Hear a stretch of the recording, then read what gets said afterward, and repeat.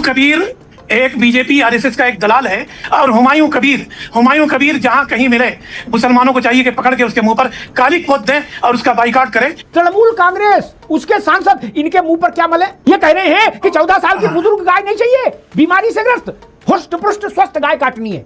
TMC party high court Calcutta गई ये कहने कि खाई पी गाय की कुर्बानी होनी चाहिए, 14 साल उम्र वाली गाय की कुर्बानी नहीं होनी चाहिए, ये इस्लाम के फंडामेंटल राइट पर हमला है। गाय माता है, सब लोग इनकार नहीं करते हैं। या नेहरू जी ने जो गलती करी, आपने सुधारने के लिए क्या किया? मैं चुनौती देता हूं विवेक जी, चुनौती। उत्तर प्रदेश में जिसको गलतफहमी हो कि हम साहिबे हिंद है, रुस्तमे हिंद है, मुगले आजम है, गाय काट कर देख लो। प्रत्यक्षम किम प्रमाणम, हाथ कंगन को आरसी क्या, पढ़े लिखे को फारसी क्या, फिर बाबा का ताप देख लो। हुमायूं कबीर जैसे लोगों को देखिए जो ताल ठोक रहे हैं कि कोई कयामत तक कोई रोक नहीं सकता गायवध गौवध। 7 पीढ़ियां सिहर जाएंगी, 7 पीढ़ियां सिहर जाएंगी। कोई माई का लाल काट के देख लेना, गाय है किसी में हैसियत? कांग्रेस के कार्यकर्ता केरल में चौराहे पर गाय काट सकते हैं, उत्तर प्रदेश में काट के दिखा दे, वहां ताली बजा सकते हैं गाय को काटकर। उत्तर प्रदेश में ऐसी हिमाकत कर नहीं सकते। स्वप्न में भी गौवध उत्तर प्रदेश में करने पर आदमी पजामा खराब कर लेगा, अगर स्वप्न भी देव में ऐसा करेगा तो।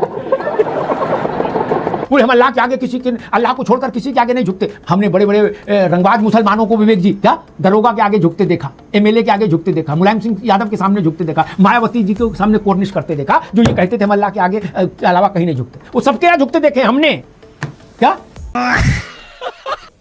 मुख्यमंत्री शुभेंदु अधिकारी ने यह फैसला किया कि अब पश्चिम बंगाल के मदरसों में भी वंदे मातरम का गायन अनिवार्य होगा।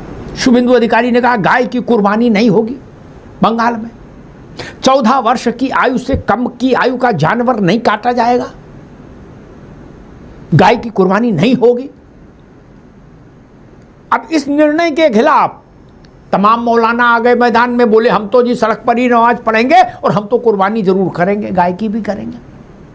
हुमायूं कबीर जो बाबरी मस्जिद बना रहे थे वहां कलकत्ता में, मुर्शिदाबाद में, वो हुमायूं कबीर मैदान में आए हैं और कह रहे हैं कि शुभेंदु अधिकारी आग से मत खेलो, कुर्बानी होके रहेगी गाय की और सड़क पे नमाज होके रहेगी। मुझे तो हुमायूं कबीर की चिंता होने लगी। जितना मैं शुभेंदु अधिकारी को जानता हूं, उनके काम करने की शैली को जानता हूं, हुमायूं कबीर की चिंता होना स्वाभाविक है। पता नहीं कल क्या स्थिति बने हुमायूं कबीर जी की, कोई नहीं जानता। जोश में आके वो ललकारने तो आ गए, लेकिन इनकी भी गति वही होगी जो पुष्पा वाले जहांगीर की हुई। जहांगीर भी मूछें ऐंठ रहे थे, शेर चीता बन रहे थे, अब खरगोश भी नहीं रहे। मुफ्ती साहब, बंगाल में कुछ लोग कह रहे हैं कि कुर्बानी तो होके रहेगी, कोई माई का लाल रोक नहीं सकता, कयामत तक कुर्बानी होती रहेगी और गाय की भी कुर्बानी होगी। ये लोग ज्यादा प्रोटीन ले लिए क्या? कोई मतलब ताकत वाला शेक एक पी लिए क्या? मुफ्ती साहब क्या लग रहा है आपको? या गर्मी का असर है, क्योंकि टेम्परेचर भी 47-48 डिग्री जा रहा है। देखिए, हुमायूं कबीर एक बीजेपी आरएसएस का एक दलाल है, जबकि बंगाल के मुसलमानों ने गाय की कुर्बानी का बाइकाट कर दिया। और गाय की कुर्बानी देना नहीं, इस्लाम भी इसको मना करता है। किसी की भावनाओं को हाथ नहीं पहुंचाना चाहिए। और मैं कहता हूं कुर्बानी कयामत तक होती रहेगी और होगी, मगर गाय की कुर्बानी नहीं। मैं तो यहां तक कहता हूं कि बड़े जानवरों की कुर्बानी का भी मुसलमान बाइकाट करे। और हुमायूं कबीर जहां कहीं मिले, मैं आपके चैनल के माध्यम से कहता हूं मुसलमानों को चाहिए कि पकड़ के उसके मुंह पर काली पोत दें और उसका बाइकाट करें। वो हिंदू और मुसलमानों के दरमियान में एक नफरत पैदा कर रहा है। मुफ्ती साहब एक मिनट मासूम सवाल है, फिर आप पूरी बात कहिएगा, पूरी बात। एक छोटा सा दिमाग में आ गया, नहीं स्लिप कर जाएगा, कागज से मैं नोट करता नहीं। अच्छा, इनका तो चेहरा काला कर देंगे, चलो हुमायूं कबीर का जहां भी मिले इनका चेहरा काला कर दिया जाए, ऐसी बात आपने कही, ठीक बात है, वो इंतजाम लोग कर देंगे। लेकिन महुआ मोत्रा का क्या किया जाएगा? ये तो सांसद है। एक बार रुक जाओ, एक बार। TMC party high court Calcutta गई ये कहने कि खाई पी गाय की कुर्बानी होनी चाहिए, 14 साल उम्र वाली गाय की कुर्बानी नहीं होनी चाहिए, ये इस्लाम के फंडामेंटल राइट पर हमला है। तृणमूल कांग्रेस, उसके सांसद इनके मुंह पर क्या मले? बिल्कुल भांग मैं मले? कहता हूं कि सर देखिए इनके इस्लाम मुंह के पर क्या मले? ये कह रहे हैं कि 14 साल की बुजुर्ग गाय नहीं चाहिए, बीमारी से ग्रस्त हुष्ट पुष्ट स्वस्थ गाय काटनी है, इसके लिए हाई कोर्ट गए हैं। और आप कह रहे हो कि बंगाल में सबने मना कर दिया, ये भाजपा का दलाल है, इसका मतलब टीएमसी भी भाजपा की दलाल है? ये बातें बताई नहीं जाती, नजर लग जाती है। विवेक जी, मसला फिर वहीं पर आकर खड़ा हो जाता है कि ऐसी फोर्सेस जो भारत की जनता के वोट से सत्ता की मलाई खाती हैं, वो लोग इतनी बेशर्मी के साथ हाई कोर्ट इसलिए चली जाती हैं, वो राजनीतिक ताकतें, कि मजबूत गाय कटने की परमिशन दो, ये धार्मिक मामला है। मतलब क्या बताना चाह रहे हैं लोग? पहले वो इंडिया अलायंस से बाहर हो गई थी ममता जी, लेकिन हारने के बाद फिर वो इंडिया अलायंस में आ गई। विवेक जी, नहीं और इंडिया अलायंस के पहले वो भाजपा के साथ रेल मंत्री रह चुकी हैं। उससे पहले वो कांग्रेस में पैदा हुई थी, उससे पहले वो कांग्रेस में जन्मी नहीं, थी, पैदा हुई थी कांग्रेस में और फिर जन्मी थी। धनखड़ जी को जिता भी चुकी हैं राष्ट्रपति के पद पे। तो उनका तो देखिए बात ये है कि हाई कोर्ट में मतलब जाना। आप कह रहे हो ममता बनर्जी किसी लायक नहीं, भरोसे लायक नहीं, आप ये कह रहे हो ना? कांग्रेस का स्टैंड है। देखिए उसमें राहुल जी उन्हें टेलीफोन करके कह रहे बुआ जी बताओ क्या क्या खाओगी, और आप कह रहे हो ममता किसी लायक नहीं, झंझट करा दो। ये देखिए हाई कोर्ट में पार्टी कोई जाती है या न्यायालय में जाती है, तो न्यायालय में अपनी बात कहने के लिए देश का हर नागरिक स्वतंत्र है, पार्टी उससे अलग नहीं है। गाय काटने की पैरवी करते हो आप लोग, गजब गजब या लोगों, और बाद में वोट मांगने भी आते हो। पूरी बात तो ले लीजिए जी। उन्होंने हाई कोर्ट में याचिका दायर करी, तो हाई कोर्ट उसका फैसला करेगा, और हाई कोर्ट जाने से भी आप किसी को मना कर सकते हैं क्या? ये देखिए कोर्ट इसीलिए बनाए गए हैं, वो अगर गई हैं तो उनकी पार्टी का उन्होंने स्टैंड लिया है, वो भी एडवोकेट हैं, परिपक्व राजनेता हैं, अगर गई है तो उसका फैसला कोर्ट कर देगा। जी एक मिनट, मैंने सिर्फ जानना चाहा, चूंकि आपकी रिश्तेदारी फिर जुड़ गई है, बीच में तलाक हो गया था, फिर लिव इन रिलेशन हो गया है, तो मैं सिर्फ इतनी सी बात आपसे जानना चाह रहा था कांग्रेस का, कि जो मांग लेके टीएमसी हाई कोर्ट गई है, उस मांग में कांग्रेस का ओपिनियन क्या है? हाई कोर्ट सुप्रीम कोर्ट छोड़ो, वो जो करेंगे वो तो करेंगे, मैं कांग्रेस का ओपिनियन जानना चाह रहा हूं कि जो महुआ कह रही है कि खाई पी जवान गाय चाहिए हमको काटने के लिए, यही इस्लाम है, कांग्रेस इसके साथ खड़ी है नहीं खड़ी? मैं सिर्फ इतना पूछ रहा हूं। अरे मैं क्या बताऊं मैं। देवेंद्र प्रमुख,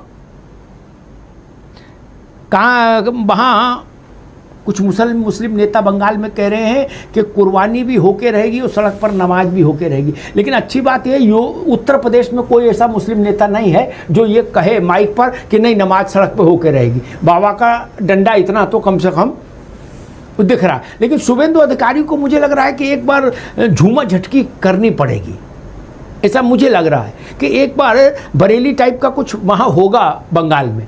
योगी जी ने कहा था कि भाई राजी से मान जाओ, अच्छी बात है, नहीं मानोगे बरेली टाइप का करने की कोशिश करोगे तो फिर वहाँ बरेली वाली दवा देनी पड़ेगी।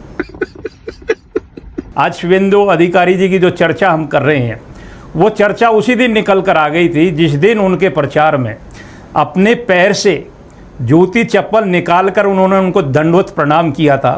तो मुख्यमंत्री कम और साधु के रूप में जिस पर आज अमिताभ सर चर्चा कर रहे हैं और इनकी डिबेट में आनंद भी आता है, वो तभी साबित हो गया था। चश्मा उतारिए। नहीं चश्मा उतरा हुआ विवेक जी, चश्मा आप लोगों पे चढ़ रहा है, आपको जरूरत है चश्मा उतारने की। संविधान कांग्रेस ने नहीं बनाया जो आप कह रहे हैं। देवेंद्र प्रमुख को भी और विवेक जी को भी, दोनों मित्रों को रोकूंगा।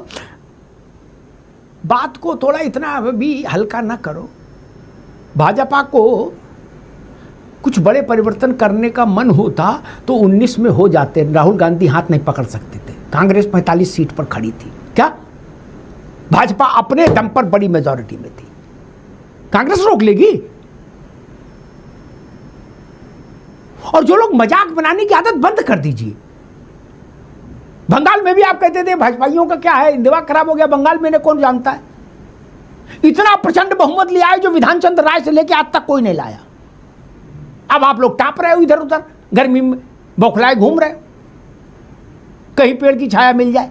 मान लीजिए 29 के चुनाव में इनकी सीटें आ गई 375, तब क्या करोगे? गंगा में कूदोगे?